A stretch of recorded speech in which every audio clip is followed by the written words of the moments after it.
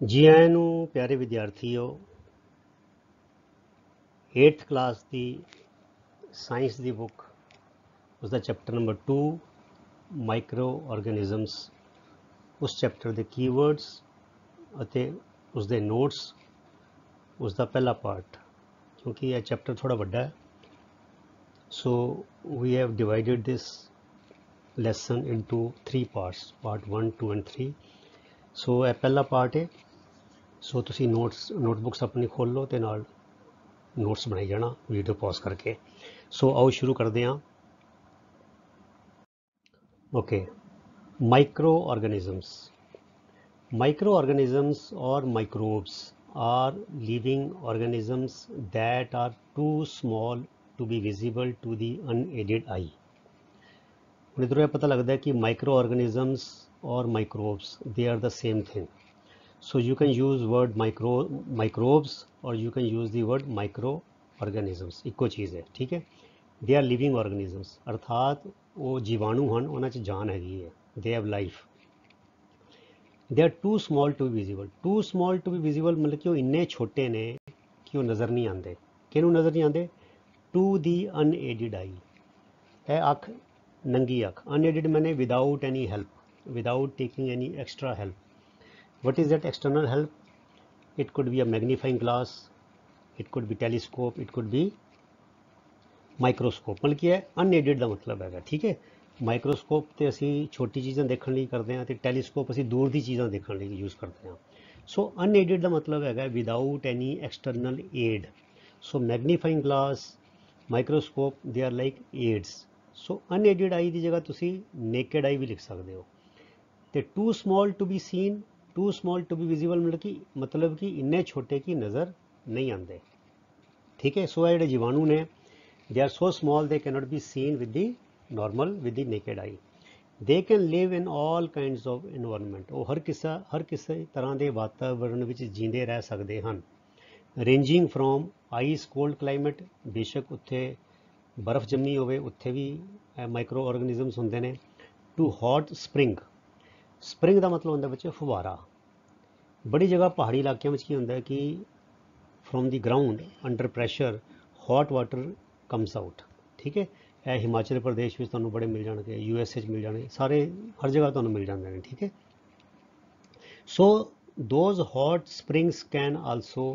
Be seen with micro organisms उन्हां च भी माइक्रो ऑर्गेनिजम्स होंगे एंड डेजर्ट होंदा रेगिस्तान जिथे रेत ही रेत हैगी है कोई पानी नहीं हैगा कोई पेड़ नहीं हैगा है ना उत्थे भी ऑर्गेनिजम्स होंदे ने टू मार्शी लैंड्स मार्शियन दे चिक्कड़ नाल भरे हुए दलदल दे नाल भरे हुए उत्थे भी तुहानूं मिल जाने it means they can withstand all these hard conditions extreme conditions of environment हर तरह के वातावरण विच तुहानूं देखण नूं मिल जाणगे बर्फां विच मिल जाणगे उबलदे पानी विच मिल जाणगे डेजर्ट्स रेगिस्तान च मिल जाणगे ते चिक्कड़ नाल भरे हुए जिहड़े दलदल दे वड्डे वड्डे फैली हुई जगह ने उन्हां च भी यह माइक्रो ऑर्गेनिजम्स मिल जाणगे ठीक है अगली गल Microorganisms are found in air, water and in the bodies of plants and animals.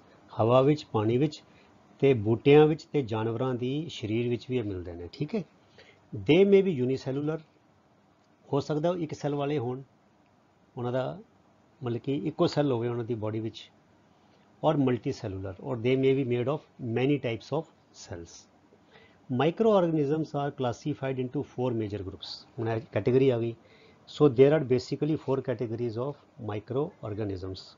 So what are those 4 categories? One is bacteria, fungi, protozoa and some algae. ठीक है बच्चों so ऐसा सानू microorganism के बारे की पता लग गया they can live in all kinds of environments they are in air water and bodies of plants and animals they can be unicellular they can be multicellular they are also known as microbes they can live in all kind of environment icy cold water hot springs deserts or marshy islands and there are basically 4 types of microorganisms bacteria fungi protozoa and some algae आओ हुण अगे चलिए okay so microorganisms may be single celled असीं पढ़िया already so हुणी starting so single सैल्ड विच की आ जाता bacteria आ जाता ठीक है ਸੋ ਸਿੰਗਲ ਸੈਲਡ ਬੈਕਟੀਰੀਆ ਦੇ ਸਿੰਗਲ ਸੈਲਡ ਹੀ ਹੁੰਦੇ ਨੇ, ਠੀਕ ਹੈ। ਉਸ ਤੋਂ ਬਾਅਦ ਕਹਿੰਦੇ ਕਿ ਸਮ ਐਲਗੇ, ਕੁਛ ਐਲਗੇ ਵੀ ਐਸੇ ਨੇ they are single salad, and sum protozoa ਦੇ ਆਰ ਆਲਸੋ ਸਿੰਗਲ ਸੈਲਡ, ਔਰ ਮਲਟੀ ਸੈਲੂਲਰ ਸਚ ਐਸ ਮੈਨੀ ਐਲਗੇ ਐਂਡ ਫੰਗੇ। ਬਟ ਕਹਿੰਦੇ ਜ਼ਿਆਦਾਤਰ ਐਲਗੇ ਐਂਡ ਫੰਗਾਈ ਜਿਹੜੇ ਨੇ ਉਹ they are multi cellular. So single cell ਤੇ ਬੈਕਟੀਰੀਆ ਹੋ ਗਏ, ਤੇ some algae and protozoa are also single celled. ਫਿਰ ਅਗਲੀ ਕੈਟੇਗਰੀ ਬੱਚੇ ਇੱਕ ਹੋਰ ਹੈਗੀ ਹੈ, fifth category viruses. But viruses are classified separately because they are different from these four types of microorganisms. So viruses are also microscopic. Microscopic means they can be seen with the help of a microscope.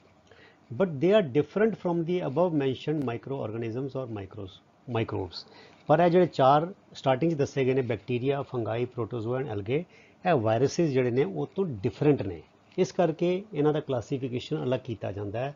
ਦੇ are not placed in the same group, but they are also microscopic and they are also sometimes collectively loosely mentioned as microorganisms, ठीक है। आओगे चलिए। Okay, now microorganisms, they can be friendly to us and they can be harmful to us। अर्थात ਇਹ ਸਾਡੇ ਦੋਸਤ ਵੀ ਹੋ ਸਕਦੇ ਨੇ, ਇਹਨਾਂ ਤੋਂ ਸਾਨੂੰ ਫਾਇਦਾ ਵੀ ਹੋ ਸਕਦਾ ਹੈ, ਤੇ ਇਹ ਸਾਡੇ ਦੁਸ਼ਮਣ ਵੀ ਹੋ ਸਕਦੇ ਨੇ, ਸਾਨੂੰ ਇਹ ਨੁਕਸਾਨ ਵੀ ਪਹੁੰਚਾ ਸਕਦੇ ਨੇ, ਠੀਕ ਹੈ। ਸੋ ਇਹ ਸਾਡੇ ਲਈ ਜਾਣਨਾ ਬੜਾ ਜ਼ਰੂਰੀ ਹੈ। So we have to learn, we have to find out how they are friendly, then we can take some benefit from them, and we should also learn how they are harmful so that we can protect ourselves, ਅਸੀਂ ਆਪਣੇ ਆਪ ਨੂੰ ਬਚਾ ਸਕੀਏ। ਸੋ ਆਓ ਦੇਖੀਏ ਹੁਣ। Microorganisms play an important role in our lives। Important ਮੈਨੇ ਬੜਾ ਮਹੱਤਵਪੂਰਨ ਰੋਲ ਮੈਨੇ ਮਤਲਬ ਕਿ ਯੋਗਦਾਨ ਪਾਉਂਦੇ ਨੇ। ਸੋ ਸਾਡੀ ਜ਼ਿੰਦਗੀ ਵਿੱਚ ਇਹਨਾਂ ਦਾ ਬੜਾ ਮਹੱਤਵਪੂਰਨ ਰੋਲ ਹੈ। Some of them are friendly and beneficial. Beneficial ਮੈਨੇ ਫਾਇਦੇਮੰਦ, ਫਰੈਂਡਲੀ ਮੈਨੇ ਦੋਸਤਾਨਾ ਅਤੇ ਫਾਇਦੇਮੰਦ ਨੇ in a number of ways, ਕਈ ਤਰੀਕਿਆਂ ਦੇ ਨਾਲ। ਹਾਊਐਵਰ, ਹਾਲਾਂਕਿ some microbes can be troublesome, ਕੁਝ ਸਾਡੇ ਲਈ ਮੁਸੀਬਤ ਬਣ ਸਕਦੇ ਨੇ। ਟਰਬਲਸਮ ਮੈਨੇ ਮੁਸੀਬਤ ਦਾ ਸੋਰਸ ਬਣ ਸਕਦੇ ਨੇ। ਐਂਡ ਹਾਰਮਫੁਲ, ਸਾਨੂੰ ਨੁਕਸਾਨ ਦੇ ਸਕਦੇ ਨੇ। ਐਂਡ ਕਾਜ਼ ਡਿਜ਼ੀਜ਼ਿਜ਼, ਤੇ ਸਾਨੂੰ ਬਿਮਾਰੀਆਂ ਦੇ ਸਕਦੇ ਨੇ, ਠੀਕ ਹੈ। ਆਓਗੇ ਚਲੀਏ। ਓਕੇ, ਸੋ ਕਹਿੰਦੇ micro organisms are used for various purposes like the preparation of curd, ਦਹੀਂ, ਬ੍ਰੈਡ, ਡਬਲ ਰੋਟੀ, ਕੇਕ ਐਂਡ ਵਿਨੇਗਰ, ਸਿਰਕਾ, ਐਸੀਟਿਕ ਐਸਿਡ। ਸੋ ਵਿਨੇਗਰ ਨੂੰ ਐਸੀਟਿਕ ਐਸਿਡ ਵੀ ਕਹਿੰਦੇ ਆ। ਸੋ ਕਹਿੰਦੇ ਮਾਈਕਰੋ ਆਰਗੈਨਿਜ਼ਮਸ ਜਿਹੜੇ ਨੇ ਇਹ ਕਈ ਕੰਮਾਂ ਲਈ ਯੂਜ਼ ਕੀਤੇ ਜਾਂਦੇ ਨੇ, ਦਹੀਂ ਬਣਾਉਣ ਲਈ, ਡਬਲ ਰੋਟੀ ਬਣਾਉਣ ਲਈ, ਕੇਕ ਬਣਾਉਣ ਲਈ ਅਤੇ ਸਿਰਕਾ ਬਣਾਉਣ ਲਈ। Some are used for commercial production of medicines and alcohol. So alcohol ਬਣਾਉਣ ਲਈ ਜਿਹੜਾ ਇੱਕ ਕੈਮੀਕਲ ਹੁੰਦਾ ਹੈ, ਸ਼ਰਾਬ ਵਿੱਚ ਵੀ ਵਰਤਿਆ ਜਾਂਦਾ ਹੈ, ਅਤੇ ਹੋਰ ਇੰਡਸਟਰੀ ਵਿੱਚ ਬੜਾ ਇਹਦਾ ਯੂਜ਼ ਹੁੰਦਾ ਹੈ। ਅਤੇ ਦਵਾਈਆਂ ਬਣਾਉਣ ਲਈ ਵੀ ਬੱਚੇ ਉਹ ਮਾਈਕਰੋ ਆਰਗੈਨਿਜ਼ਮ ਯੂਜ਼ ਹੁੰਦੇ ਨੇ। ਕਮਾਲ ਦੀ ਗੱਲ ਹੈ, ਦੇਖ ਲਓ, ਹੈ ਨਾ। ਕਹਿੰਦੇ ਦੇ are also helpful in keeping the environment clean. ਉਹਨਾਂ ਦਾ ਇੱਕ ਹੋਰ ਫਾਇਦਾ ਕੀ ਹੈ, ਇਹ ਸਾਡੇ ਵਾਤਾਵਰਨ ਨੂੰ ਸਾਫ਼ ਅਤੇ ਸ਼ੁੱਧ ਰੱਖਦੇ ਨੇ। ਕਿਸ ਤਰ੍ਹਾਂ? This is done by some bacteria by breaking down the harmful ਮੈਨੇ ਨੁਕਸਾਨਦਾਇਕ, ਐਂਡ ਸਮੈਲੀ ਮੈਨੇ ਮੁਸ਼ਕ ਵਾਲੇ, ਆਰਗੈਨਿਕ ਵੇਸਟ। ਆਰਗੈਨਿਕ ਵੇਸਟ ਬੱਚੇ ਉਹ ਹੁੰਦੀ ਹੈ ਜਿਹੜੀ ਆਰਗੈਨਿਜ਼ਮਸ ਤੋਂ ਆਈ ਹੈ, ਜਿਹਦਾ ਸੋਰਸ ਲਿਵਿੰਗ ਹੈਗਾ, ਅਰਥਾਤ ਪੌਦਿਆਂ ਤੋਂ ਆਈ ਹੈ, ਜਾਨਵਰਾਂ ਤੋਂ ਆਈ ਹੈ ਜਾਂ ਬੰਦਿਆਂ ਤੋਂ ਆਈ ਹੈ, ਠੀਕ ਹੈ। ਉਹਨੂੰ ਕਹਿੰਦੇ ਨੇ organic waste. Like vegetable peels, ਸਬਜ਼ੀਆਂ ਦੇ ਛਿਲਕੇ, ਹੈ ਨਾ, ਫਲਾਂ ਦੇ ਛਿਲਕੇ। ਰਿਮੇਨਸ ਆਫ ਐਨੀਮਲਸ, ਕੋਈ ਜਾਨਵਰ ਮਰ ਗਿਆ ਅਤੇ ਉਹਦੀ ਡੈਡ ਬੋਡੀਜ਼ ਹੋ ਗਈ। ਅਤੇ ਐਕਸਕ੍ਰੀਟਾ ਕੀ ਹੁੰਦਾ ਬੱਚਿਓ? Excreta means waste material discharge from the body. ਜੋ ਚੀਜ਼ ਵੇਸਟ ਹੋ ਗਈ ਹੈ ਉਹਨੂੰ ਆਪਣੀ ਬੋਡੀ 'ਚੋਂ ਬਾਹਰ ਜੋ ਸਿੱਟਿਆ ਜਾਂਦਾ ਉਹਨੂੰ ਕਿਹਾ ਜਾਂਦਾ ਹੈ ਐਕਸਕ੍ਰੀਟਾ। ਉਹ 'ਚ ਪਿਸ਼ਾਬ ਵੀ ਆ ਜਾਂਦਾ, ਟੱਟੀ ਵੀ ਆ ਜਾਂਦੀ ਹੈ। ਸੋ ਜਾਨਵਰਾਂ ਦਾ ਗੋਹਾ ਹੋ ਗਿਆ। ਅਸੀਂ ਦੇਖਦੇ ਹਾਂ ਸਟ੍ਰੇ ਡੌਗਸ, ਜਿਹੜੇ ਕੁੱਤੇ ਨੇ ਉਹ ਪੋਟੀ ਕਰ ਦਿੰਦੇ ਨੇ, ਹੈ ਨਾ। ਆਪਣੇ ਇੰਡੀਆ ਵਰਗੇ ਕੰਟਰੀ 'ਚ ਹਾਲੇ ਵੀ ਕਈ ਲੋਕ ਬਾਹਰ ਡੈਫੀਕੇਟ ਕਰਦੇ ਨੇ, ਮਤਲਬ ਜੰਗਲ ਪਾਣੀ ਜਿਹੜਾ ਲੈਟਰਿਨ ਵਗੈਰਾ ਬਾਹਰ ਜਾਂਦੇ ਨੇ ਖੇਤ। ਸੋ ਐਕਸਕ੍ਰੀਟਾ ਦੈਟ ਮੀਨਸ ਪਿਸ਼ਾਬ ਟੱਟੀ ਜਾਨਵਰਾਂ ਦੀ, ਅਤੇ ਐਨੀਮਲਸ ਦੇ ਜੋ ਲਾਸ਼ਾਂ ਨੇ ਉਹਨਾਂ ਦੇ ਡੈਡ ਬੋਡੀਜ਼ ਨੇ, ਜਾਂ ਜਿਹੜਾ ਅਸੀਂ ਫਲ ਫਰੂਟ ਜਾਂ ਖਾਣ ਪੀਣ ਦੀ ਚੀਜ਼ਾਂ ਉਹਦੇ ਛਿਲਕੇ ਵਗੈਰਾ, ਇਹ ਸਾਰਾ ਇਹਨੂੰ ਕਿਹਾ ਜਾਂਦਾ ਕੋਲੈਕਟਿਵਲੀ ਆਰਗੈਨਿਕ ਵੇਸਟ। ਅਤੇ ਬੱਚੇ ਮਾਈਕਰੋ ਆਰਗੈਨਿਜ਼ਮਸ ਕੀ ਕਰਦੇ ਨੇ? ਤੁਸੀਂ ਦੇਖੋ, ਤੁਸੀਂ ਕਿਤੇ ਬੱਚੇ ਬਾਹਰ ਨਾ ਤੁਸੀਂ ਕੇਲੇ ਦਾ ਛਿਲਕਾ ਛੱਡ ਦਿਓ ਛੱਤ ਦੇ ਉੱਪਰ, ਅਤੇ ਥੋੜ੍ਹੇ ਦਿਨਾਂ ਬਾਅਦ ਦੇਖੋ ਗਾਇਬ ਹੋ ਜਾਏਗਾ। ਕਿਸ ਤਰ੍ਹਾਂ ਗਾਇਬ ਹੋ ਗਿਆ? ਉਹ ਸੁੱਕ ਕੇ ਗਲ ਜਾਏਗਾ ਅਤੇ ਉਹਨੂੰ ਕੋਈ ਜਾਨਵਰ ਜਿਹੜੇ ਖਾ ਜਾਏਗੇ। ਤੁਸੀਂ ਕਦੀ ਦੇਖੋ, ਕਦੀ ਕੋਈ ਲਿਜ਼ਰਡ, ਕੋਈ ਕਿਰਲੀ ਹੈਗੀ, ਛਿਪਕਲੀ ਹੈ, ਜਾਂ ਕੋਈ ਕਾਕਰੋਚ ਮਰ ਜਾਂਦਾ ਹੈ, ਤੁਸੀਂ ਉਹਨੂੰ ਚੱਕ ਕੇ ਸਿੱਟੋ ਨਾ, ਰੱਖ ਦਿਓ ਕਿਤੇ ਪਰੇ ਕਰਕੇ, ਤੁਸੀਂ ਦੇਖੋਗੇ ਉਹ ਕਾਕਰੋਚ ਗਾਇਬ ਹੋ ਜਾਏਗਾ। ਉਹ ਸਾਰੀ ਕੀੜੀਆਂ ਜਿਹੜੀਆਂ ਉਹਨੂੰ ਖਾ ਜਾਣਗੀਆਂ, ਠੀਕ ਹੈ ਨਾ। ਸੋ ਇਸ ਤਰ੍ਹਾਂ ਜਿਹੜੇ ਕਈ ਜਿਹੜੀ ਚੀਜ਼ਾਂ ਹੁੰਦੀਆਂ ਨੇ ਇਹ ਜਿਹੜਾ ਸਿਸਟਮ ਹੈ ਇਕੋਲੋਜੀਕਲ ਬੈਲੈਂਸ ਇਸ ਤਰ੍ਹਾਂ ਮੇਨਟੇਨ ਕੀਤਾ ਜਾਂਦਾ ਹੈ। ਸੋ ਜਿਹੜੇ ਇਹ ਮਾਈਕਰੋ ਆਰਗੇਨਿਜ਼ਮਸ ਨੇ ਇਹ ਕੀ ਕਰਦੇ ਨੇ, they break down the organic waste into simpler and harmless and useful substances. ਉਹ ਚੀਜ਼ ਫਿਰ ਯੂਜ਼ ਕੀਤੀ ਜਾ ਸਕਦੀ ਹੈ, ਉਹਦੀ ਕੇਵਲ ਖਾਦ ਬਣ ਜਾਂਦੀ, ਮੈਨਿਓਰ ਬਣ ਜਾਂਦਾ ਹੈ, ਉਹ ਪਲਾਂਟਸ ਲਈ ਖੁਰਾਕ ਬਣ ਜਾਂਦੀ ਹੈ। ਠੀਕ ਹੈ ਬੱਚਿਓ। ਸੋ ਇਹ ਇਸ ਤਰ੍ਹਾਂ micro organisms they help in keeping our surroundings and our environment clean. ਆਓਗੇ ਚਲੀਏ। ਸੋ ਅਸੀਂ ਸਾਰੀ ਗੱਲਾਂ ਕਰ ਰਹੇ ਹਾਂ ਵੀ ਇਹਨਾਂ ਦਾ ਕੀ ਫਾਇਦਾ ਸਾਨੂੰ। ਫਿਰ ਕਹਿੰਦੇ bacteria are also used in the preparation of medicines in agriculture and for improving soil fertility. Fertility ਹੁੰਦਾ ਬੱਚਿਓ ਪੈਦਾ ਕਰਨ ਦੀ ਸ਼ਕਤੀ, ਅਰਥਾਤ ਉਪਜਾਊਪਨ। ਮਤਲਬ ਕਿਸੇ ਜ਼ਮੀਨ ਵਿੱਚੋਂ ਬਹੁਤ ਸਾਰੀ ਪੈਦਾਵਾਰ ਹੁੰਦੀ ਹੈ, ਬਹੁਤ ਸਾਰੀ ਕ੍ਰੌਪ ਯੀਲਡ ਹੁੰਦੀ ਹੈ, ਤੇ ਕਿਸੇ ਮਿੱਟੀ ਵਿੱਚੋਂ ਕ੍ਰੌਪ ਹੁੰਦੀ ਨਹੀਂ ਹੈਗੀ, ਤੇ ਜਿਹਦੇ 'ਚੋਂ ਪੈਦਾ ਹੁੰਦੀ ਅਸੀਂ ਕਹਿੰਦੇ ਇਟਸ ਅ ਫਰਟਾਈਲ ਸੋਇਲ। ਤੇ ਜਿਹੜੀ ਜ਼ਮੀਨ 'ਚੋਂ ਫਸਲ ਨਹੀਂ ਪੈਦਾ ਹੁੰਦੀ ਉਹਨੂੰ ਕਹਿੰਦੇ ਆ ਇਨਫਰਟਾਈਲ ਸੋਇਲ ਜਾਂ ਬੈਰਨ ਸੋਇਲ। ਸੋ ਜਿਹੜੇ ਬੈਕਟੀਰੀਆ ਨੇ ਬੱਚਿਓ ਦੇ help in improving the fertility of soil also. ਤੇ ਸਿਰਫ ਦਵਾਈਆਂ ਸਾਡੇ ਇਨਸਾਨਾਂ ਲਈ ਨਹੀਂ, ਦੇ are also used in preparing medicines for agriculture. Plants ਨੂੰ ਵੀ ਡਿਜ਼ੀਜ਼ ਹੋ ਜਾਂਦੀਆਂ, ਉਹਨਾਂ ਲਈ ਵੀ ਦਵਾਈਆਂ ਬਣਾਉਣ ਦੇ ਕੰਮ ਆਉਂਦੇ ਨੇ। ਦੂਜੀ ਗੱਲ, they fix nitrogen from the atmosphere to soil by converting the nitrogen into nitrogenous compounds. Plants ਨੂੰ nitrogen ਚਾਹੀਦਾ ਹੈ। Plants cannot take nitrogen directly from the atmosphere. You know that our atmosphere has got 78% of nitrogen. But the plants, animals, they cannot use this nitrogen directly. So some bacteria, what they do? They fix the nitrogen to the soil. ਉਹ ਉਹਨੂੰ trap ਕਰਕੇ soil ਨਾਲ fix ਕਰ ਦਿੰਦੇ ਨੇ, and then they convert that nitrogen into nitrates or nitrogenous compounds. They are known as biological nitrogen fixers. Biological nitrogen fixers. Biological means having life. They are live, they are living organisms. ठीक है। So they are like जींदे जागदे nitrogen fixers ਹੈਗੇ ਨੇ। ठीक है। Certain bacteria convert compounds of nitrogen present in the soil into nitrogen gas. ਤੇ ਹੁਣ ਜਿਹੜੀ ਨਾਈਟ੍ਰੋਜਨ ਗੈਸ ਲੈ ਲਈ ਹੈ ਐਟਮੋਸਫੀਅਰ ਵਿੱਚੋਂ ਉਹ 'ਚ ਘਟ ਜਾਏਗੀ, ਤੇ ਇਸ ਕਰਕੇ ਕੁਝ ਬੈਕਟੀਰੀਆ ਕੀ ਕਰਦੇ ਨੇ, ਜਿਹੜੇ ਨਾਈਟ੍ਰੇਟਸ ਤੇ ਨਾਈਟ੍ਰੋਜਨਸ ਕੰਪਾਊਂਡ ਸੋਇਲ ਵਿੱਚ ਨੇ ਉਹਨੂੰ ਬ੍ਰੇਕ ਕਰਕੇ ਉਹ 'ਚੋਂ ਨਾਈਟ੍ਰੋਜਨ ਗੈਸ ਰਿਲੀਜ਼ ਕਰਦੇ ਨੇ। So that nitrogen gas goes back to the atmosphere and thus the proportion of nitrogen in the air is maintained. ਅਰਥਾਤ ਕੁਝ ਬੈਕਟੀਰੀਆ ਐਸੇ ਨੇ ਜੋ ਨਾਈਟ੍ਰੋਜਨ ਨੂੰ ਨਾਈਟ੍ਰੇਟਸ ਵਿੱਚ ਕਨਵਰਟ ਕਰਦੇ ਨੇ, ਤੇ ਕੁਝ ਬੈਕਟੀਰੀਆ ਐਸੇ ਨੇ ਜੋ ਨਾਈਟ੍ਰੋਜਨਸ ਕੰਪਾਊਂਡਸ ਨੂੰ ਬੈਕ ਟੂ ਨਾਈਟ੍ਰੋਜਨ ਕਨਵਰਟ ਕਰਦੇ ਨੇ। ਠੀਕ ਹੈ ਬੱਚਿਓ। ਆਓ ਅੱਗੇ ਚਲੀਏ। ਹੁਣ ਆ ਗਿਆ ਬੱਚਿਓ ਇਹ ਤੇ ਸੀ ਉਹਨਾਂ ਦਾ ਦੋਸਤਾਨਾ ਕੰਮ। ਉਹਨਾਂ ਨੇ ਕੀ ਕੀਤਾ ਸਾਡੇ ਲਈ, ਕਰਡ ਬਣਾਇਆ, ਵਿਨੇਗਰ ਬਣਾਇਆ, ਹੈ ਨਾ, ਤੇ ਬ੍ਰੈਡ ਬਣਾਈ, ਕੇਕ ਬਣਾਇਆ, ਫਿਰ ਦਵਾਈਆਂ ਬਣਾਈਆਂ, ਐਗਰੀਕਲਚਰ ਦਵਾਈਆਂ ਬਣਾਈਆਂ, ਫਿਰ ਨਾਈਟ੍ਰੋਜਨ ਗੈਸ ਨੂੰ ਫਿਕਸ ਕੀਤਾ, ਫਿਰ ਨਾਈਟ੍ਰੋਜਨ ਗੈਸ ਨੂੰ, ਨਾਈਟ੍ਰੋਜਨ ਸਾਈਕਲ ਨੂੰ, ਨਾਈਟ੍ਰੋਜਨ ਦਾ ਪ੍ਰਪੋਰਸ਼ਨ ਮੇਨਟੇਨ ਕੀਤਾ, ਹੈ ਨਾ, ਐਨਵਾਇਰਨਮੈਂਟ ਨੂੰ ਸਾਫ਼ ਰੱਖਿਆ। ਹੁਣ ਕਹਿੰਦੇ micro organisms can be also harmful in many ways. ਉਹ ਸਾਡਾ ਕਈ ਤਰੀਕਿਆਂ ਨਾਲ ਨੁਕਸਾਨ ਵੀ ਕਰ ਸਕਦੇ ਨੇ। ਠੀਕ ਹੈ। So some of the organisms cause diseases in human beings, plants and animals. ਤੇ ਬੱਚਿਓ ਸਿਰਫ ਜਿਹੜੀ ਬਿਮਾਰੀ ਹੈ ਇਨਸਾਨਾਂ ਵਿੱਚ ਹੀ ਨਹੀਂ, ਪਲਾਂਟਸ ਵਿੱਚ ਵੀ ਤੇ ਜਾਨਵਰਾਂ ਵਿੱਚ ਵੀ ਉਹ ਬਿਮਾਰੀਆਂ ਫੈਲਾਉਂਦੇ ਨੇ। ਠੀਕ ਹੈ। ਤੇ ਕਹਿੰਦੇ such disease causing microbes are called pathogens. ਹੁਣ ਸਾਰੇ ਮਾਈਕਰੋ ਆਰਗੇਨਿਜ਼ਮ ਡਿਜ਼ੀਜ਼ ਨਹੀਂ ਫੈਲਾਉਂਦੇ, ਜਿਹੜੇ ਮਾਈਕਰੋ ਆਰਗੇਨਿਜ਼ਮਸ ਡਿਜ਼ੀਜ਼ ਫੈਲਾਉਂਦੇ ਨੇ ਉਹਨਾਂ ਦਾ ਇੱਕ ਸਪੈਸ਼ਲ ਨਾਮ ਹੈ, ਉਹਨੂੰ ਕਹਿੰਦੇ ਪੈਥੋਜਨਸ। ਸੋ ਇਹਦਾ ਮਤਲਬ ਕੀ ਹੋਇਆ ਬੱਚਿਓ ਕਿ pathogens are also micro organisms. So all micro organisms are not pathogens but all pathogens are micro organisms. ਠੀਕ ਹੈ ਬੱਚਿਓ, ਇੱਦਾਂ ਕਹਿ ਸਕਦੇ ਹਾਂ ਅਸੀਂ। Okay. Some micro organisms they spoil food, clothing and leather. ਸਾਡੇ ਘਰ ਕੱਪੜਾ ਪਿਆ ਹੋਵੇ, ਖਾਸ ਤੌਰ 'ਤੇ ਵੂਲਨ ਕਲੋਥਿੰਗ ਹੋਵੇ, ਸਿਲਕਨ ਕਲੋਥਿੰਗ ਹੋਵੇ, ਹੈ ਨਾ, ਉਹਨੂੰ ਇਹ ਮਾਈਕਰੋ ਆਰਗੇਨਿਜ਼ਮਸ ਡੈਮੇਜ ਕਰ ਦਿੰਦੇ ਨੇ। Van the weather is especially humid, ਜਦੋਂ ਅਸੀਂ ਕੱਪੜਿਆਂ ਨੂੰ ਕਾਫੀ ਦੇਰ ਤੱਕ ਅੰਦਰ ਰੱਖਦੇ ਹਾਂ, ਹਵਾ ਨਹੀਂ ਲਗਾਉਂਦੇ, ਧੁੱਪ ਨਹੀਂ ਲਗਾਉਂਦੇ, ਹੈ ਨਾ, ਮੇਨਟੇਨ ਨਹੀਂ ਕਰਦੇ। ਇਸੀ ਤਰ੍ਹਾਂ ਲੈਦਰ ਪ੍ਰੋਡਕਟਸ, ਵਾਲਟ ਹੋ ਗਿਆ, ਕੋਈ ਲੈਦਰ ਦਾ ਬੈਗ ਹੋ ਗਿਆ, ਹੈ ਨਾ, ਲੈਦਰ ਦਾ ਪਰਸ ਹੋ ਗਿਆ, ਲੈਦਰ ਦੀ ਜੈਕਟ ਹੋ ਗਈ, ਉਹ ਵੀ ਪਈ ਕੇ ਖਰਾਬ ਹੋ ਜਾਂਦੀ। Because leather or it has come from animals. ਇਹਦਾ ਵੀ ਓਰੀਜਨ ਜਿਹੜਾ ਹੈ ਆਰਗੈਨਿਕ ਹੈਗਾ। ਤੇ ਜਿਹੜੇ ਸਿਲਕ ਕਲੋਥ ਹੋ ਗਏ ਜਾਂ ਵੂਲਨ ਕਲੋਥ ਹੋ ਗਏ, they also have their origin in organisms मतलब कि जानवरों तो आईਆਂ चीज़ां। सो इस करके फिर ਜਿਹੜਾ ਖਾਣਾ ਹੈਗਾ तो ਮਾਈਕਰੋ ਆਰਗੇਨਿਜ਼ਮ ਸਾਡਾ ਇਸ ਤਰ੍ਹਾਂ ਵੀ ਇਕਨੋਮਿਕ ਲਾਸ ਕਰਦੇ ਨੇ। ਸਾਡਾ ਖਾਣਾ ਖਰਾਬ ਹੋ ਜਾਂਦਾ, ਫਿਰ ਉਹਨੂੰ ਸਿੱਟਣਾ ਪੈਂਦਾ, ਕੱਪੜੇ ਖਰਾਬ ਹੋ ਜਾਂਦੇ ਨੇ, ਉਹ ਵੀ ਫਿਰ ਦੇ do not retain that original shine and texture, ਉਹ ਖਰਾਬ ਹੋ ਜਾਂਦਾ। ਲੈਦਰ ਦੀ ਚੀਜ਼ ਖਰਾਬ ਹੋ ਜਾਂਦੀ ਤੇ ਸਾਡਾ ਇਸ ਤਰ੍ਹਾਂ ਨੁਕਸਾਨ ਕਰਦੇ ਨੇ। ਫਿਰ ਕਹਿੰਦੇ some of the micro organisms grow on our food and cause food poisoning.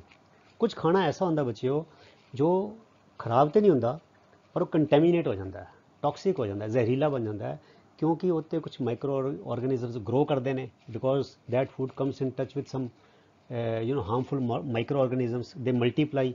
तो ਜਿਹੜੇ ਅਸੀਂ ਖਾਣਾ ਖਾਂਦੇ ਹਾਂ ਤੇ ਉਹ ਜਿਹੜਾ ਟੌਕਸਿਨਸ ਹੈਗੇ ਨੇ, ਪੋਇਜ਼ਨ ਹੈਗੀ ਹੈ, ਉਹ ਸਾਡੇ ਅੰਦਰ ਜਾਂਦੇ ਨੇ and then those micro organisms they attack our body and cause food poisoning. So ਇਸ ਤਰ੍ਹਾਂ ਬੱਚਿਓ ਜਿਹੜੇ ਮਾਈਕਰੋ ਆਰਗੇਨਿਜ਼ਮਸ ਨੇ they can bring trouble also in our life. आओ देखिए ਹੁਣ ब्रीफ जानकारी about all the different organisms which we talked about. ठीक है, सो पहले लेने algae. Now what are algae? Algae बच्चों first of all let us understand the basic English also थोड़ी जी। It is the plural of alga. So alga is the main word, I mean the root word is alga. Alga is singular and algae is plural. ठीक है, so what are algae? Alga is a plant or plant like, एक पौधा है या पौधे वर्ग है। Eukaryotic organism, eukaryotic organism क्या है बच्चों? This has already been covered in chapter 8 cell structure and functions. यह वीडियो ऑलरेडी पै चुका है। सो आई होप कि तुम वो वीडियो देख लवो और तुहानू सारा क्लीयर हो जाएगा। पर मैं तुहानू ब्रीफली दस दिना, eukaryotic organisms are those organisms which have nuclear membrane in the nucleus of their cells। ਜਿਹੜੇ ਆਰਗੇਨਿਜ਼ਮ ਦੇ ਸੈੱਲ ਦੇ ਨਿਊਕਲੀਅਸ ਵਿੱਚ ਨਿਊਕਲੀਅਰ ਮੈਂਬਰੇਨ ਹੁੰਦੀ ਹੈ ਉਹਨੂੰ ਕਿਹਾ ਜਾਂਦਾ ਹੈ ਯੂਕੈਰਿਓਟਿਕ ਆਰਗੇਨਿਜ਼ਮ। ਠੀਕ ਹੈ, ਆਫ ਐਕੁਐਟਿਕ ਓਰੀਜਨ। ਐਕੁਐਟਿਕ ਮੈਨੇ ਵਾਲੀ ਪਾਣੀ ਵਿੱਚ। ਸੋ ਜਿਹੜਾ ਐਲਗੇ ਹੈਗਾ ਬੱਚਿਓ ਇਹ ਜ਼ਮੀਨ ਤੇ ਨਹੀਂ ਹੁੰਦਾ, ਇਹ ਪਾਣੀ ਵਿੱਚ ਹੁੰਦਾ। ਓਰੀਜਨ ਮੈਨੇ ਇਹਦੀ ਪੈਦਾਇਸ਼ ਕਿੱਥੋਂ ਹੁੰਦੀ ਹੈ? ਪਾਣੀ ਵਿੱਚ। ਐਕੁਐਟਿਕ ਬੱਚਿਓ it's an adjective related to water, of water. ठीक है, so these organisms are of aquatic origin, algae जड़े। इट कंटेन्स क्लोरोफिल, ये क्लोरोफिल तो होंगी है। It means they also use photosynthesis, they also synthesise their food with the help of sunlight but lacks true stems और roots और leaves. पर यह जोड़े एल्गे ने क्लोरोफिल तो होंगी है पर इन्हों का तना नहीं होंगे, स्टेम ब्रांच मेन ब्रांच नहीं होंगी, कोई कह नहीं सकते भी as per the definition of stem. They don't have any real roots और they do not have real leaves. अर्थात जो प्लांट वास्ते लीफ दी या रूट दी या स्टेम दी डेफिनेशन है that is not applicable to algae. So बच्चों एल्गे बारे गल्लां पता लग गई तुहानू। It's a plant or plant like eukaryotic organism of aquatic origin. It contains chlorophyll but it lacks true stems और रूट्स और leaves. This is more than enough for you as far as what is algae is concerned. ठीक है, अगली गल आ गई बच्चों fungi. Now fungi is also plural, it is plural of fungus. So the root word is fungus, ਜਿਹਨੂੰ ਅਸੀਂ ਕਹਿੰਦੇ ਉੱਲੀ, ਉੱਲੀ ਲੱਗ ਜਾਂਦੀ ਹੈ। ਦੇਖਦੇ ਕਿ ਰੋਟੀਆਂ 'ਚ ਬ੍ਰੈਡ ਵਿੱਚ ਹੈ ਨਾ ਸਮਾਨ ਵਿੱਚ ਉੱਲੀ ਲੱਗ ਜਾਂਦੀ ਹੈ, ਅਚਾਰ ਦੇ ਵਿੱਚ ਉੱਲੀ ਲੱਗ ਜਾਂਦੀ ਹੈ। ਇਟਸ ਲਾਈਕ ਜਿਹਦਾ ਕੁਸ਼ਨਿੰਗ ਜੀ ਉਹ ਰੂਮ ਜਾਂ ਉੱਠ ਕੇ ਉੱਪਰ ਆ ਜਾਂਦਾ ਬਲੂਇਸ਼ ਗ੍ਰੀਨ ਟਾਈਪ, ਉਹਨੂੰ ਕਿਹਾ ਜਾਂਦਾ ਫੰਗਸ। ਠੀਕ ਹੈ, it is an organism lacking chlorophyll, ਇਹ 'ਚ ਕਲੋਰੋਫਿਲ ਨਹੀਂ ਹੁੰਦਾ, and feeding on organic matter. ਤੇ ਇਹ ਕਿੱਥੇ ਪੈਦਾ ਹੁੰਦਾ? ਉਹ ਜਿੱਦਾਂ ਖਾਣ ਪੀਣ ਦੀ ਚੀਜ਼ਾਂ ਤੇ ब्रैड इज़ ऑर्गेनिक है ना, ब्रैड भी तो वीट तो बनी है। खाण पीन की चीज़ों उत्ते ऑर्गेनिक मैटर के उत्ते ग्रो करता है। ठीक है, it does not have chlorophyll but it feeds on the organic matter. कोई खाना पीना हो गया, कोई जानवर हो गया, किसी चीज़ के उत्ते ऑर्गेनिक मैटर के उत्ते ग्रो करता है।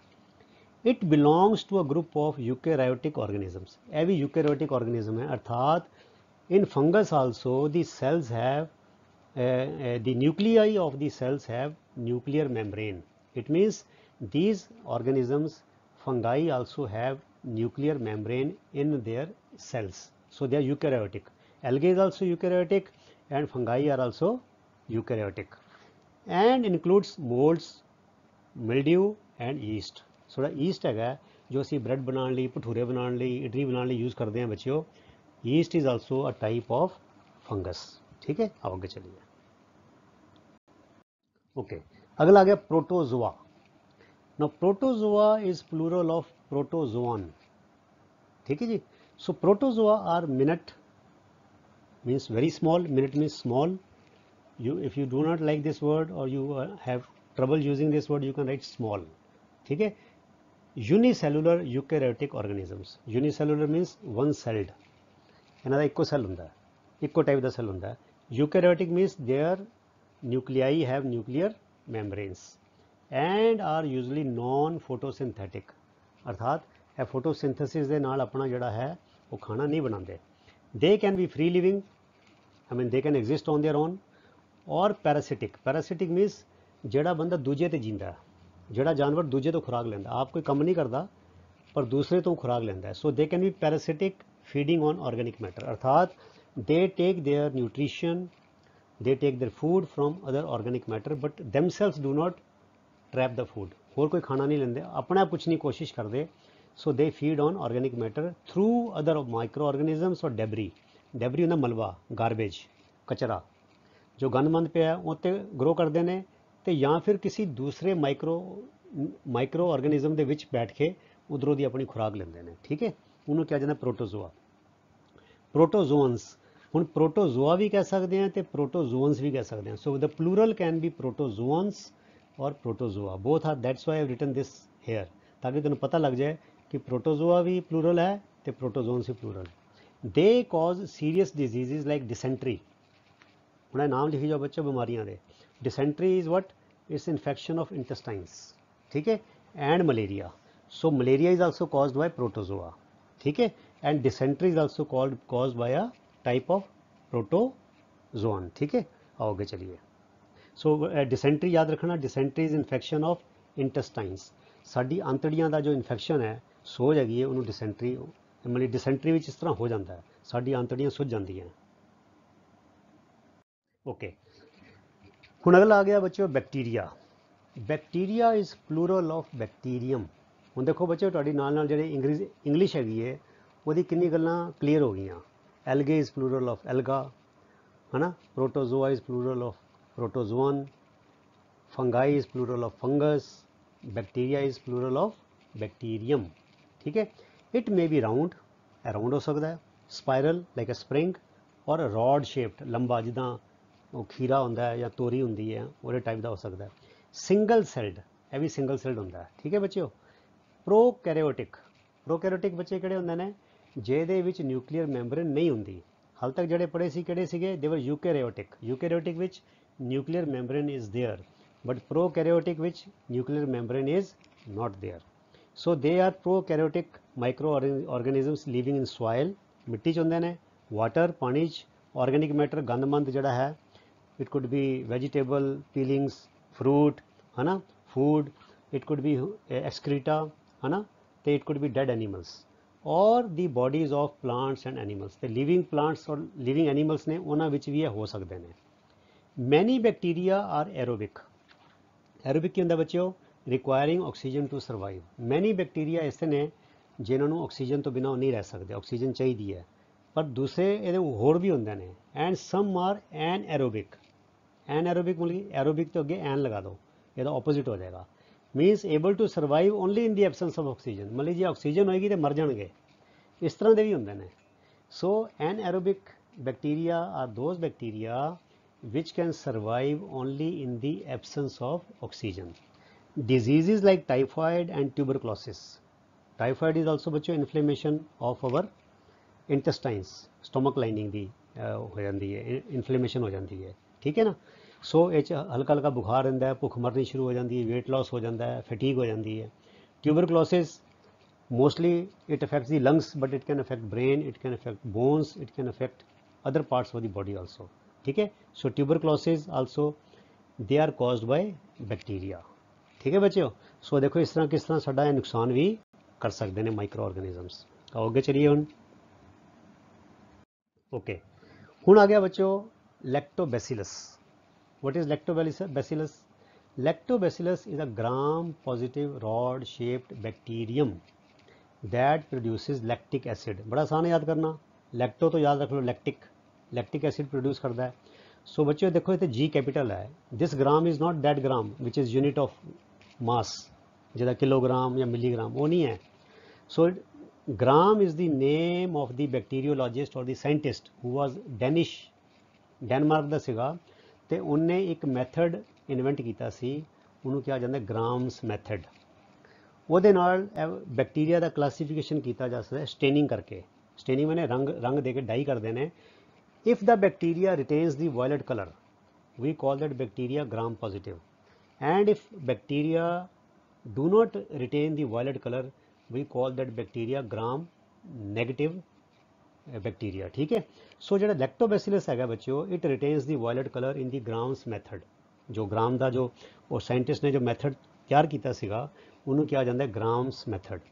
सो अगर तो डाई करने तो बाद बैक्टीरिया वायलेट कलर ਨੂੰ रिटेन कर ले, that bacteria is classified as gram positive, and if that bacterium does not retain violet color then that bacterium is classified as gram negative bacterium। ठीक है। so lactobacillus is a gram positive rod shaped bacterium that produces lactic acid। ठीक है। this promotes the formation of curd। ਇਹ ਦਹੀਂ ਬਣਾਉਣ ਵਿੱਚ ਬੜਾ ਕੰਮ ਆਉਂਦਾ ਹੈ। ਠੀਕ ਹੈ। It multiplies in milk and converts it into curd. ਇਹ ਦੁੱਧ ਵਿੱਚ ਬੜੀ ਜਲਦੀ ਮਲਟੀਪਲਾਈ ਹੁੰਦਾ ਹੈ। ਤੁਸੀਂ ਦੇਖੋ ਬੱਚਿਓ, ਜਦੋਂ ਦਹੀਂ ਜਮਾਣਾ ਹੁੰਦਾ ਹੈ ਅਸੀਂ ਪੂਰਾ ਡੋਂਗਾ ਦਹੀਂ ਦਾ ਲੈਂਦੇ ਹਾਂ ਤੇ ਉਹ 'ਚ ਇੱਕ ਚਮਚ ਜਾਗ ਲਗਾ ਦਿੰਦੇ ਹਾਂ, ਜਾਗ ਜਿਹਨੂੰ ਲਗਾਉਂਦੇ। ਹੁਣ ਜਿਹੜੇ ਜਾਗ ਲਗਾਉਂਦੇ ਹਾਂ ਉਸ ਦਹੀਂ ਦੇ ਵਿੱਚ ਕੀ ਹੁੰਦਾ ਹੈ, ਲੈਕਟੋਬੈਸਿਲਸ ਹੁੰਦਾ ਹੈ, ਬੈਕਟੀਰੀਆ ਹੁੰਦਾ ਹੈ। ਉਹ ਜਿੱਦਾਂ ਹੀ ਦੁੱਧ ਵਿੱਚ ਪਾਉਂਦੇ ਹਾਂ ਤੇ ਬੜੀ ਜਲਦੀ ਆਪਣੇ ਆਪ ਨੂੰ ਰਿਪਰੋਡਿਊਸ ਕਰਦਾ ਹੈ, ਮਲਟੀਪਲਾਈ ਕਰਦਾ ਹੈ, ਇਹਦੀ ਗਿਣਤੀ ਵੱਧਦੀ ਜਾਂਦੀ ਹੈ। ਤੇ ਫਿਰ ਕੀ ਕਰਦਾ, ਜਿੱਦਾਂ ਗਿਣਤੀ ਵੱਧਦੀ ਜਾਂਦੀ ਹੈ ਉਹ ਐਸਿਡ ਪ੍ਰੋਡਿਊਸ ਕਰਦਾ ਹੈ। ਐਸਿਡ ਨਾਲ ਦੁੱਧ ਜਿਹੜਾ ਹੈ ਦਹੀਂ ਬਣਨਾ ਸ਼ੁਰੂ ਹੋ ਜਾਂਦਾ ਹੈ। ਸੋ ਛੋਟੇ ਜਿਹੇ ਉਹ ਜਾਗ ਤੋਂ, ਥੋੜ੍ਹੇ ਜਿਹੇ ਜਾਗ ਤੋਂ ਸਾਰਾ ਦੁੱਧ ਜਿਹੜਾ ਹੈ ਉਹ ਦਹੀਂ ਬਣ ਜਾਂਦਾ ਹੈ। ਤੇ ਇਹ ਮੈਜਿਕ, ਜਾਦੂ ਕਿਹਦਾ ਕਮਾਲ ਹੈ, ਇਹ ਹੈਗਾ ਲੈਕਟੋਬੈਸਿਲਸ ਦਾ ਕਮਾਲ ਹੈ। ਠੀਕ ਹੈ ਬੱਚਿਓ। So it is the bacteria lactobacillus that converts our milk into curd. It is also involved in the making of cheese. ਇਹ ਚੀਜ਼ ਬਣਾਉਣ ਦੇ ਕੰਮ ਵੀ ਆਉਂਦਾ ਹੈ ਲੈਕਟੋਬੈਸਿਲਸ। ਪਿਕਲਸ, ਅਚਾਰ ਬਣਾਉਣ ਦੇ ਕੰਮ ਵੀ ਆਉਂਦਾ ਹੈ। ਐਂਡ ਮੈਨੀ ਅਦਰ ਫੂਡ ਆਈਟਮਸ, ਤੇ ਹੋਰ ਵੀ ਕਈ ਕਿਸਮ ਦੇ ਖਾਣੇ ਜਿਹੜੇ ਨੇ ਉਹ ਬਣਾਉਣ 'ਚ ਕੰਮ ਆਉਂਦਾ ਹੈ। Curd is an important ingredient ਮੈਨੇ ਉਹਦਾ ਹਿੱਸਾ ਹੁੰਦਾ ਹੈ, ਉਹ ਤੋਂ ਬਿਨਾਂ ਚੀਜ਼ ਬਣਦੀ ਨਹੀਂ। ਰਾਵਾ, ਸੂਜੀ, ਇਡਲੀਆਂ ਬਣਾਉਣੀਆਂ ਹੋਣ ਉਹ 'ਚ ਵੀ ਦਹੀਂ ਪਾਉਂਦੇ ਹਾਂ ਆਪਾਂ, ਭਟੂਰਿਆਂ ਵਿੱਚ ਵੀ ਪਾਉਂਦੇ ਹਾਂ। ਠੀਕ ਹੈ। It also plays a role along with yeast. Yeast ਇੱਕ ਫੰਗਸ ਹੈ। ਠੀਕ ਹੈ। For fermentation of rice idlis and dosa batter. ਜੇ ਚੌਲ ਦੀਆਂ ਇਡਲੀਆਂ ਬਣਾਉਣੀਆਂ ਹੈ ਤੇ ਉਹਦਾ ਜੋ ਫਰਮੈਂਟ ਕਰਨਾ ਹੈ, ਉਹਦਾ ਜਿਹੜਾ ਉਹ ਆਟਾ ਹੁੰਦਾ ਹੈ, ਇਹ ਬੈਟਰ ਜਿਹੜਾ ਵਰਡ ਦੇਖੋ ਜੀ, ਇਹ BETTER ਨਹੀਂ ਹੈਗਾ, ਇਹ BATTER ਹੈਗਾ। ਜਿਹੜਾ BETTER ਹੈਗਾ that is what, that is the comparative adjective, ਮਤਲਬ ਕਿ good, better, best. When we are comparing two things ਤੇ ਇੱਕ ਦੋ ਚੋਂ ਚੰਗੀ ਹੋਵੇ ਤਾਂ ਅਸੀਂ ਕਹਿੰਦੇ this is better than that. ਠੀਕ ਹੈ। ਤੇ ਇਹ ਹੈਗਾ better. Better means liquid or semi liquid food item. ਜਿੱਦਾਂ ਦੁੱਧ ਵਿੱਚ ਆਟਾ ਮਿਕਸ ਕਰਕੇ ਜਾਂ ਪਾਣੀ, ਆਟਾ ਜਾਂ ਕੋਈ ਹੋਰ ਚੀਜ਼ ਮਿਕਸ ਕਰਕੇ ਅਸੀਂ ਉਹ ਘੋਲ ਜਿਹਾ ਬਣਾ ਲਈਏ, ਥਿਕ ਘੋਲ, ਉਹਨੂੰ ਕਿਹਾ ਜਾਂਦਾ ਹੈ ਬੈਟਰ। ਸੋ ਸਾਨੂੰ ਪਤਾ ਕਿ ਡੋਸਾ ਇੱਦਾਂ ਬਣਦਾ ਹੈ। ਡੋਸਾ ਜਿਹੜੇ ਉਹ ਬਣਾਉਂਦੇ ਹਾਂ ਤੇ ਉਹ ਜਿਹੜਾ ਹੁੰਦਾ ਹੈ ਉਹ ਕਾਫੀ ਸੈਮੀ ਲਿਕੁਇਡ ਹੁੰਦਾ ਹੈ, ਜਿਹੜਾ ਆਟਾ ਹੁੰਦਾ ਹੈ। ਇਡਲੀਆਂ ਵਾਸਤੇ ਵੀ ਇਸ ਤਰ੍ਹਾਂ ਕਰਨਾ ਪੈਂਦਾ। ਠੀਕ ਹੈ। ਜਿਹੜਾ ਅਸੀਂ ਆਟਾ ਗੁੰਨ੍ਹਦੇ ਰੋਟੀ ਬਣਾਉਂਦੇ ਹਾਂ ਉਹਨੂੰ ਕਹਿੰਦੇ ਡੋ, ਉਹ ਥੋੜ੍ਹਾ ਸਖਤ ਹੁੰਦਾ, ਹਾਰਡ ਹੁੰਦਾ, DOUGH। ਤੇ ਇਹ ਥੋੜ੍ਹਾ ਲਿਕੁਇਡ ਹੁੰਦਾ ਹੈ, ਇਸ ਕਰਕੇ ਇਹਨੂੰ ਕਿਹਾ ਜਾਂਦਾ ਬੈਟਰ। ਠੀਕ ਹੈ ਜੀ। ਸੋ ਚਲੋ ਤੁਹਾਡੀ ਇਹਦਾ ਇੰਗਲਿਸ਼ ਵੀ ਨਾਲ ਦੇ ਨਾਲ ਇੰਪਰੂਵ ਹੋਈ ਜਾ ਰਹੀ ਹੈ। ਆਓ ਅੱਗੇ ਚਲੀਏ। ਓਕੇ, ਹੁਣ ਆ ਗਿਆ ਫਰਮੈਂਟੇਸ਼ਨ। ਹੁਣ ਫਰਮੈਂਟੇਸ਼ਨ ਕੀ ਹੈ ਬੱਚਿਓ? It is a process in which organic substances are broken down into simple substances. ਇਹ ਤੇ ਹੈਗੀ ਜਨਰਲ ਡੈਫੀਨੇਸ਼ਨ। ਠੀਕ ਹੈ। A process in which organic substances are broken down into simple substances especially, ਪਰ ਖਾਸ ਤੌਰ ਤੇ ਫਰਮੈਂਟੇਸ਼ਨ ਕਿੱਥੇ ਯੂਜ਼ ਕੀਤਾ ਜਾਂਦਾ ਹੈ? Especially the breaking down of sugar into alcohol. ਹੁਣ ਬੱਚੇ ਸ਼ੂਗਰ ਹਰ ਚੀਜ਼ 'ਚ ਹੁੰਦੀ ਹੈ, ਆਟੇ 'ਚ ਵੀ ਸ਼ੂਗਰ ਹੈ, ਚੌਲਾਂ 'ਚ ਵੀ ਸ਼ੂਗਰ ਹੈ, ਮੱਕੀ 'ਚ ਵੀ ਸ਼ੂਗਰ ਹੈ, ਫਰੂਟਸ ਵਿੱਚ ਵੀ ਸ਼ੂਗਰ ਹੈ। ਜਦੋਂ ਅਸੀਂ ਸੰਤਰਾ ਜਾਂ ਸੇਬ ਛੱਡ ਦਿੰਦੇ ਹਾਂ ਪਿਆ ਕੁਝ ਦਿਨਾਂ ਬਾਅਦ ਛੱਡ ਜਾਂਦਾ, ਤੈਨੂੰ ਟੇਸਟ ਕਰਕੇ ਦੇਖੋ ਕੌੜਾ ਜਿਹਾ ਟੇਸਟ ਆ ਜਾਏਗਾ, ਅਸੀਂ ਕਹਿੰਦੇ ਫਰਮੈਂਟ ਹੋ ਗਿਆ। ਠੀਕ ਹੈ। ਜਦੋਂ ਆਟਾ ਖਮੀਰਾ ਹੋ ਜਾਂਦਾ ਅਸੀਂ ਕਹਿੰਦੇ ਫਰਮੈਂਟ ਹੋ ਗਿਆ। ਦੁੱਧ ਫਟ ਜਾਂਦਾ। ਠੀਕ ਹੈ ਨਾ। ਸੋ ਉਹ ਜਿਹੜਾ ਹੈ ਕਿ ਉਹ ਜਿਹੜੀ ਸ਼ੂਗਰ ਹੈ ਉਹ ਅਸਲ ਵਿੱਚ ਐਲਕੋਹਲ ਵਿੱਚ ਕਨਵਰਟ ਹੋ ਜਾਂਦੀ ਹੈ। ਉਹ ਜਿਹੜੇ ਸੜਿਆ ਸੇਬ ਜਾਂ ਸੜਿਆ ਸੰਤਰਾ ਜਿਹੜੇ ਟੇਸਟ ਕਰਕੇ ਦੇਖੋ, that taste is because of the sugar in orange or apple has been converted into alcohol by the process of fermentation। ਇਹਨੂੰ ਕਿਹਾ ਜਾਂਦਾ ਹੈ ਫਰਮੈਂਟੇਸ਼ਨ। ਇਹ ਤੇ ਨੈਚੁਰਲ ਹੁੰਦੀ ਹੈ। ਇੱਕ ਫਰਮੈਂਟੇਸ਼ਨ ਆਪਣੇ ਆਪ ਵੀ ਕੀਤੀ ਜਾਂਦੀ, ਕਿਸ ਫਾਇਦੇ ਲਈ, ਕਿਹਦੇ ਲਈ? ਅੱਗੇ ਆਏਗਾ ਜ਼ਿਕਰ ਕਿ ਫਰਮੈਂਟੇਸ਼ਨ ਹੈ ਐਲਕੋਹਲ ਬਣਾਉਣ ਲਈ, ਜਾਂ ਅਸੀਂ ਆਟਾ ਜਿਹੜੇ ਭਟੂਰੇ ਬਣਾਉਣੇ ਨੇ ਅਸੀਂ ਜਾਣ ਕੇ ਫਰਮੈਂਟ ਕਰਦੇ ਹਾਂ, ਈਸਟ ਪਾਉਂਦੇ ਹਾਂ ਉਹਨੂੰ ਫਰਮੈਂਟ ਕਰਨ ਲਈ, ਤਾਂ ਕਿ ਪਿਆ ਬਹੁਤ ਟਾਈਮ लगेगा ਉਹ ਛੇਤੀ ਫਰਮੈਂਟ ਹੋ ਜਾਏ, ਠੀਕ ਹੈ ਨਾ। So fermentation is intentionally also done, ਠੀਕ ਹੈ ਬੱਚਿਓ। So fermentation was discovered by Louis Pasteur in 1857। ਇਹ ਜਿਹੜਾ ਫਿਨੋਮੀਨਨ ਹੈਗਾ, ਇਹ ਜਿਹੜਾ ਪ੍ਰੋਸੈਸ ਜਾਂ ਕਹਿ ਲਓ ਜਿਹੜੀ ਕਨਵਰਸ਼ਨ ਹੈਗੀ ਹੈ, ਨੈਚੁਰਲ ਚੇਂਜ ਹੈਗੀ ਹੈ, ਦਿਸ ਵਾਜ਼ noticed and discovered by Louis Pasteur in 1857। ਉਹਨੇ ਇਹਨੂੰ ਡਿਸਕਵਰ ਕੀਤਾ ਸੀਗਾ। ਆਓ ਅੱਗੇ ਚਲੀਏ। ਓਕੇ, ਹੁਣ ਆ ਗਿਆ ਬੱਚੋ ਵਾਇਰਸ। ਅਸੀਂ ਐਲਗੇ ਦੀ ਗੱਲ ਕਰ ਲਈ, ਅਸੀਂ ਬੈਕਟੀਰੀਆ ਦੀ ਗੱਲ ਕਰ ਲਈ, ਅਸੀਂ ਫਿਰ ਪ੍ਰੋਟੋਜ਼ੋਆ ਦੀ ਗੱਲ ਕਰ ਲਈ, ਅਸੀਂ ਫੰਗਸ ਦੀ ਗੱਲ ਵੀ ਕਰ ਲਈ। ਹੁਣ ਅਸੀਂ ਵਾਇਰਸ ਦੀ ਗੱਲ ਕਰ ਰਹੇ ਹਾਂ। The fifth one, virus is a sub microscopic infectious agent. ਹੁਣ ਦੇਖੋ ਅਸੀਂ ਕਿਹਾ ਮਾਈਕਰੋਸਕੋਪਿਕ ਹੁੰਦਾ ਇੱਕ ਤੇ ਸਬ ਮਾਈਕਰੋਸਕੋਪਿਕ, ਅਰਥਾਤ ਜਿਹੜੇ ਮਾਈਕਰੋਸਕੋਪਿਕ ਨੇ ਉਹ ਤੋਂ ਵੀ ਥੱਲੇ, ਉਹ ਤੋਂ ਵੀ ਛੋਟਾ, ਮਤਲਬ it is even smaller than all of the four above microorganisms we have talked about. So virus is a submicroscopic infectious माने infection देने वाला, बीमार करने वाला agent, मतलब कि ਉਹਦਾ ਸਾਧਨ ਬਣਦਾ है that reproduces, replicates, अपने ਨੂੰ multiply कर लेंदा है, 1 ਤੋਂ 2, 2 ਤੋਂ 4, 4 ਤੋਂ 8, अपने ਨੂੰ replicate करता है itself, पर बाहर नहीं, only within cells of living hosts। ਬਾਹਰ ਪਿਆ ਵਾਇਰਸ ਇੱਕ ਦਾ ਇੱਕ ਹੀ ਰਹੇਗਾ, ਪਰ ਜਦੋਂ ਉਸ ਬੋਡੀ ਵਿੱਚ ਚਲਾ ਜਾਏ, ਕਿਸੇ ਪਲਾਂਟ ਵਿੱਚ, ਕਿਸੇ ਐਨੀਮਲ ਵਿੱਚ, ਕਿਸੇ ਇਨਸਾਨ ਵਿੱਚ ਚਲਾ ਜਾਏ, ਉਹਦੇ ਜਿਹੜੇ ਸੈੱਲ ਵਿੱਚ ਜਾ ਕੇ ਇਟ ਕੈਨ ਮਲਟੀਪਲਾਈ ਇਟਸੈਲਫ, ਠੀਕ ਹੈ।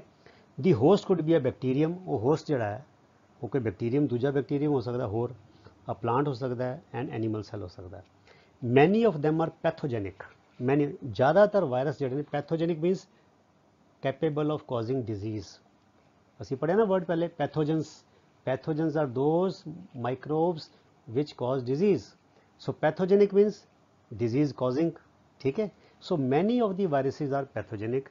it is a piece of nucleic acid। ਅਸਲ ਵਿੱਚ ਹੁੰਦਾ ਕੀ ਹੈ, ਇਹ ਇੱਕ ਨਿਊਕਲਿਕ ਐਸਿਡ ਦਾ ਟੁਕੜਾ ਹੈ, ਔਰ ਉਹ ਨਿਊਕਲਿਕ ਐਸਿਡ DNA ਵੀ ਹੋ ਸਕਦਾ, RNA ਵੀ ਹੋ ਸਕਦਾ। DNA ਦੀ ਫੁੱਲ ਫਾਰਮ ਹੈ ਡੀਆਕਸੀ ਰਾਈਬੋ ਨਿਊਕਲਿਕ ਐਸਿਡ, ਤੇ RNA ਦੀ ਫੁੱਲ ਫਾਰਮ ਹੈ ਰਾਈਬੋ ਨਿਊਕਲਿਕ ਐਸਿਡ।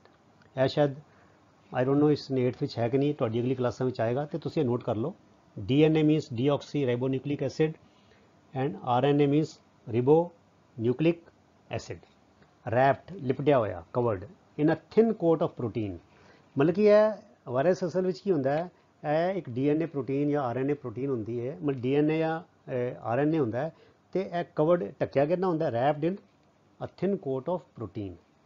ਫਿਰ ਕਹਿੰਦੇ ਕਾਮਨ ਏਲੀਮੈਂਟਸ ਬਣਾਉਂਦੇ ਬਿਮਾਰੀਆਂ, ਏਲੀਮੈਂਟ ਹੁੰਦੀ ਬਿਮਾਰੀ, ਲਾਈਕ ਕੋਲਡ, ਠੰਡ ਜ਼ੁਕਾਮ, ਇਨਫਲੂਐਂਜ਼ਾ ਫਲੂ, ਜਿਹਨੂੰ ਅਸੀਂ ਕਹਿੰਦੇ ਹਾਂ ਖੰਘ ਜ਼ੁਕਾਮ ਨਜ਼ਲਾ, ਐਂਡ ਮੋਸਟ ਕਫਸ, ਜ਼ਿਆਦਾਤਰ ਖੰਘ ਦੀ ਬਿਮਾਰੀਆਂ, they are caused by viruses. Now these are harmless, ਇਹ ਤੇ ਆਮ ਬੰਦੇ ਨੂੰ, ਹਰ ਕਿਸੇ ਨੂੰ ਹੁੰਦਾ ਹੀ ਹੈ, ਕਦੀ ਠੰਡ ਜ਼ੁਕਾਮ ਬੁਖਾਰ ਹੋ ਗਿਆ। ਇਹਨਾਂ ਪਿੱਛੇ ਜੋ ਮੇਨ ਕਾਰਨ ਹੈ ਬੱਚਿਓ ਉਹ ਵਾਇਰਸ ਹੁੰਦਾ ਹੈ। But some serious diseases like polio, ਜੋ ਕਿ ਸਾਡੇ ਨਰਵ ਸੈੱਲ ਨੂੰ ਅਟੈਕ ਕਰਦਾ ਹੈ, ਇਹਦੇ ਵਿੱਚ virus, and chicken pox are also caused by viruses. ਜਿਵੇਂ ਅਸੀਂ ਪੜ੍ਹਿਆ dysentery caused by protozoa, tuberculosis typhoid caused by bacteria, ਤੇ polio and chicken caused by viruses. ਇਹ ਗੱਲਾਂ ਬੱਚੋ ਸਾਰੀ ਯਾਦ ਰੱਖੀ ਜਾਓ, ਨੋਟਸ ਬਣਾਈ ਜਾਓ, ਠੀਕ ਹੈ ਨਾ। ਇਸ ਤਰ੍ਹਾਂ ਦੇ ਛੋਟੇ ਛੋਟੇ ਕੁਐਸਚਨਸ ਆ ਸਕਦੇ ਨੇ ਕਿ ਨੇਮ ਐਨੀ 2 ਡਿਜ਼ੀਜ਼ਜ਼ ਕਾਜ਼ਡ ਬਾਏ ਵਾਇਰਸਿਸ, ਔਰ ਨੇਮ ਐਨੀ 2 ਡਿਜ਼ੀਜ਼ਜ਼ ਕਾਜ਼ਡ ਬਾਏ ਬੈਕਟੀਰੀਆ। ਇਸ ਤਰ੍ਹਾਂ ਫਿਰ ਤੁਹਾਨੂੰ ਇਹ ਸਭ ਪਤਾ होना चाहिए, ठीक है। आओ आगे चलिए। Okay, yeast it's a type of fungus, है ना। Yeast is any of the various single celled fungi. एक सैल वाले फंगाई कई कैटेगरियां हैं, उन्होंने असीं कहने यीस्ट कहने, उन्होंने चों एक है, ठीक है बच्चों। सिंगल सेल्ड फंगाई की जो कैटेगरियां हैं उन्होंने एक का नाम यीस्ट है, which is used in our houses, in our homes, we use it for cooking.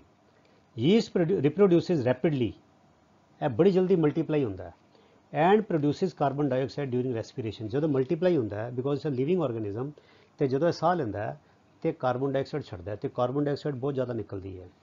Van added to dough मैंने मैदा, आटा, भठूरियां लई, पूड़ियां लई गुन्निया होया जिहड़ा, वो जिसले असीं पाने तो तुसीं देखो फुल जाता है।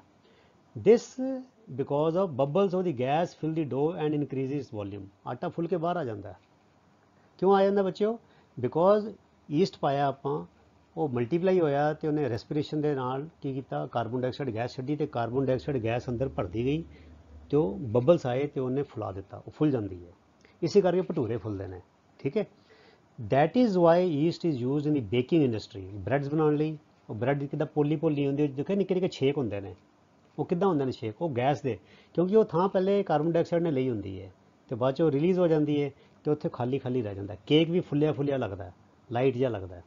ਸੋ ਪੇਸਟਰੀਜ਼ ਹੋ ਗਈਆਂ, ਬ੍ਰੈਡਸ ਹੋ ਗਏ, ਕੇਕਸ ਹੋ ਗਏ, ਉਹਨਾਂ ਵਿੱਚ ਯੀਸਟ ਯੂਜ਼ ਕੀਤਾ ਜਾਂਦਾ ਹੈ। It is also used for commercial production of alcohol and wine. ਤੇ ਵੱਡੀ ਪੱਧਰ ਤੇ ਫੈਕਟਰੀਆਂ ਵਿੱਚ, ਡਿਸਟਿਲਰੀਆਂ ਵਿੱਚ ਵੀ ਯੀਸਟ ਯੂਜ਼ ਕੀਤਾ ਜਾਂਦਾ ਹੈ ਸ਼ਰਾਬ ਬਣਾਉਣ ਲਈ। ਠੀਕ ਹੈ ਬੱਚਿਓ, ਆਓਗੇ ਜੀ। Okay, for this purpose yeast is grown on natural sugars. ਹੁਣ ਜਿਹੜੇ ਕਮਰਸ਼ੀਅਲੀ ਯੂਜ਼ ਕਰਨਾ ਹੈ, ਸਾਨੂੰ ਘਰਾਂ 'ਚ ਯੂਜ਼ ਕਰਨਾ ਹੈ, ਤੇ ਕਿੱਥੇ ਕਿੱਦਾਂ ਬਣਾਇਆ ਜਾਂਦਾ ਹੈ, ਖਾਸ ਤੌਰ ਤੇ ਇੰਡਸਟਰੀ ਵਿੱਚ ਜਿਹੜੇ ਯੂਜ਼ ਕਰੀਦਾ ਐਲਕੋਹਲ ਲਈ ਤੇ ਉਹਦੇ ਲਈ ਸ਼ਰਾਬ ਲਈ, ਵਾਈਨ ਲਈ। Yeast is grown on natural sugars, ਜਿਹੜੀਆਂ ਕੁਦਰਤੀ ਸ਼ੂਗਰਸ ਹੈਗੀਆਂ ਨੇ, ਇਨ ਗ੍ਰੇਨਸ, ਬਾਰਲੇ ਵਿੱਚ ਹੈਗਾ, ਵੀਟ ਕਣਕ ਵਿੱਚ ਹੈਗਾ, ਰਾਈਸ ਵਿੱਚ ਹੈਗਾ, ਇਹਨੇ ਸਾਰੇ ਸ਼ੂਗਰ ਹੁੰਦੀ ਹੈ। ਐਂਡ ਕਰਸ਼ਡ ਫਰੂਟ ਜੂਸਿਸ, ਇਹਨਾਂ ਨੂੰ ਬੜੀ ਵੱਡੀ ਮਾਤਰਾ 'ਚ ਲਿਆ ਜਾਂਦਾ ਹੈ, ਇਹਨੂੰ ਸਾੜਿਆ ਜਾਂਦਾ ਹੈ, ਮਤਲਬ ਕਿ ਫਰਮੈਂਟ ਕੀਤਾ ਜਾਂਦਾ ਹੈ, ਤੇ ਫਰਮੈਂਟ ਕਰਕੇ ਫਿਰ ਜਿਹੜੇ ਫਰਮੈਂਟੇਸ਼ਨ ਹੁੰਦੀ ਹੈ ਤੇ ਫਿਰ ਇਹ 'ਚ ਯੀਸਟ ਜਿਹੜਾ ਇਕੱਠਾ ਕੀਤਾ ਜਾਂਦਾ ਹੈ। ਠੀਕ ਹੈ ਬੱਚਿਓ, so this process of conversion of sugar into alcohol is known as fermentation, ਇਹਨੂੰ ਫਰਮੈਂਟੇਸ਼ਨ ਕਹਿੰਦੇ ਨੇ। ਠੀਕ ਹੈ ਬੱਚਿਓ, ਸੋ ਫਰਮੈਂਟੇਸ਼ਨ ਇਜ਼ ਵਟ ਅਸੀਂ ਆਲਰੇਡੀ ਡਿਸਕਸ ਕਰ ਚੁੱਕੇ ਹਾਂ। It is the breaking down of organic substances into simpler substances, and specifically fermentation means the conversion of sugar into alcohol। ठीक है, आगे चलिए। Okay, so that was all for this part. ठीक है बच्चों, ਇਹਦੇ ਵਿੱਚ ਅਸੀਂ ਕੀ ਡਿਸਕਸ ਕੀਤਾ, ਅਸੀਂ ਮਾਈਕਰੋ ਆਰਗੇਨਿਜ਼ਮ ਦੀ ਜਨਰਲ ਕੈਟੇਗਰੀਆਂ ਜਿਹੜੀਆਂ ਸਾਰੀਆਂ ਉਹ ਡਿਸਕਸ ਕਰ ਲਈਆਂ। ਅਗਲੇ ਪਾਰਟ ਵਿੱਚ ਅਸੀਂ ਇਸੇ ਚੈਪਟਰ ਨੂੰ ਕੰਟੀਨਿਊ ਕਰਾਂਗੇ। So that will be part 2। ਉਹਦੇ ਲਈ ਵੀ ਤੁਹਾਡੇ ਲਈ ਛੇਤੀ ਲੈ ਕੇ ਆਵਾਂਗੇ। ਸੋ ਤੁਸੀਂ ਚੈਨਲ 8 ਸੌਰੀ ਚੈਪਟਰ 8 ਚੈਪਟਰ 2 ਤੁਹਾਡੀ 8ਵੀਂ ਕਲਾਸ ਦਾ, ਅਤੇ ਮੈਂ ਤੁਹਾਨੂੰ ਚੇਤਾ ਕਰਾ ਦਵਾਂ ਬੱਚਿਓ ਕਿ 8th ਕਲਾਸ ਦੇ ਪਲੇਲਿਸਟ ਦੇ ਵਿੱਚ ਤੁਸੀਂ ਜਾਓ, 8th ਮੈਥ, ਤੁਹਾਡੀ ਮੈਥ ਦੀ ਸਾਰੀ ਕਿਤਾਬ with notes and with solutions to all the exercise ਸਾਰੇ ਸੋਲਵ ਕਰਕੇ ਉਹ ਵੀ ਪਾਇਆ ਗਿਆ। ਤੁਸੀਂ ਚਟਸਾਲ 'ਤੇ ਜਾਣਾ, ਚਟਸਾਲ 'ਤੇ ਅੱਗੇ ਪਲੇਲਿਸਟ ਵਿੱਚ ਜਾਣਾ, ਅਤੇ ਪਲੇਲਿਸਟ ਨੂੰ ਤੁਸੀਂ ਸਕਰੋਲ ਕਰੋਗੇ ਅਤੇ ਉੱਥੇ ਆਏਗਾ 8th ਮੈਥ, ਅਤੇ 8th ਮੈਥ ਜਾ ਕੇ ਤੁਸੀਂ ਜਿਹੜੀ ਐਕਸਰਸਾਈਜ਼ ਤੁਹਾਨੂੰ ਚਾਹੀਦੀ, ਜਿਹੜਾ ਸਵਾਲ ਚਾਹੀਦਾ, ਤੁਸੀਂ ਉਹਨੂੰ ਲੋਕੇਟ ਕਰਕੇ ਉਹਦਾ ਫਾਇਦਾ ਵੀ ਲੈ ਸਕਦੇ ਹੋ। ਸੋ ਤੁਹਾਡਾ ਸਾਰਿਆਂ ਦਾ ਬਹੁਤ ਬਹੁਤ ਧੰਨਵਾਦ। ਰੱਬ ਰਾਖਾ। Thank you very much. God bless you all.